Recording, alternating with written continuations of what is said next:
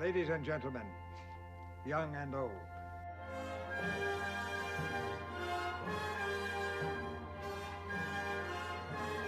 Principal photography was finished on the Ten Commandments August 13, 1955. The Ten Commandments did not premiere until the fall of 1956. Resolution from the original camera negative, so we were able to capture exactly what was on the film back and represent it today in a way that it's really never been seen before. Oh, Moses, build a city for him and said he will deny you nothing.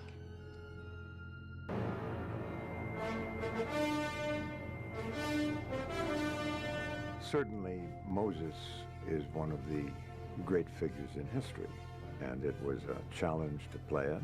I like to think I had some success in it, and it was very exciting to work on. I've played kings and cardinals and presidents and tyrants. Most of the time they get killed, but they're wonderful parts.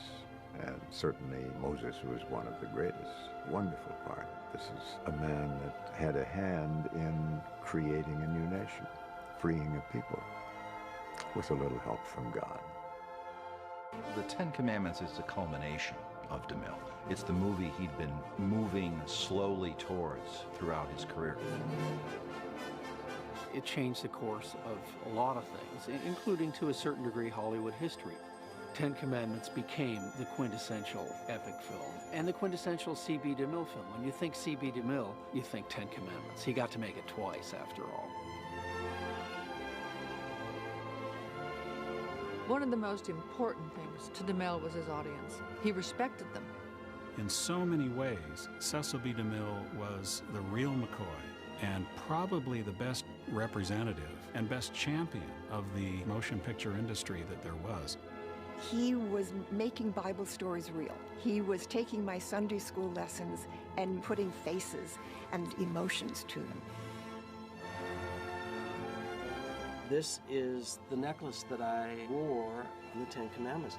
It's an emotional experience. Mr. DeMille, he was an extraordinary man to work for. DeMille used to say, this is a movie that's going to live beyond me and you and everyone else. This is a movie that's going to be seen all over the world, and it's universal. Moses is one of the world's greatest human beings, and holy to the point of seeing God and receiving from him the law, by which men may live in peace and freedom. The Ten Commandments. Dad thought that playing the role of Moses was both a challenge, a responsibility, and an honor. You know, Moses, he was not divine, he was a prophet. He was revered by, and still is, by 3 of the great religions of the world, which is quite unusual. It may be almost unique. He was, in the Bible, the only prophet to meet God face to face, whom the Lord knew face to face. That's what the scripture says.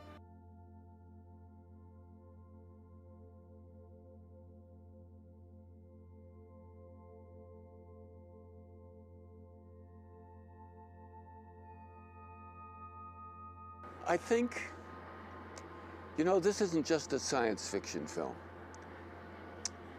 The best way that I can begin to explain it is to paraphrase Stanley Kubrick, who said once to someone who asked, "What is this film about?" He said, "How do you explain a Beethoven symphony? You can't. You experience it, and your experience may be completely different than mine because you bring a whole different persona to that experience." At the time it premiered, somebody heard this nun, religious nun, say it was one of the most religious experiences that she had ever had. And then there are atheists who said this is one of the great films. So who's right? They're all right. They're all right. They're all right.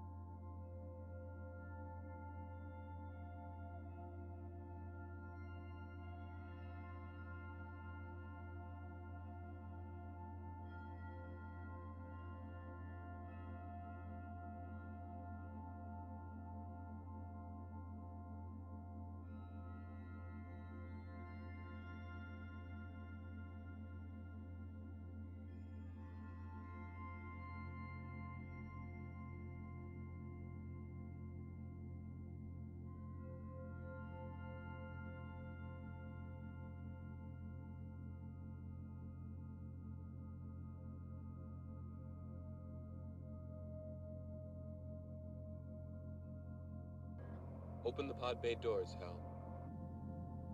I'm sorry, Dave. I'm afraid I can't do that. What's the problem? I think you know what the problem is just as well as I do. What are you talking about, Hal? This mission is too important for me to allow you to jeopardize it. I don't know what you're talking about, Hal. I know that you and Frank were planning to disconnect me, and I'm afraid that's something I cannot allow to happen. Did you, while working on the film, thought that you would be talking about it 50 years later? No, never. What were you thinking when you were making? You know, can you imagine if you were to have interviewed the actors that were in Orson Welles' Citizen Kane, would they have guessed that they could be studied, they would be studied in film school 75 years later? No, I mean, I knew that because of Stanley, I knew I was in an extraordinary film. I felt it was absolutely extraordinary, but maybe just for that year or for a few years, but how do you know? You could never know a thing like that.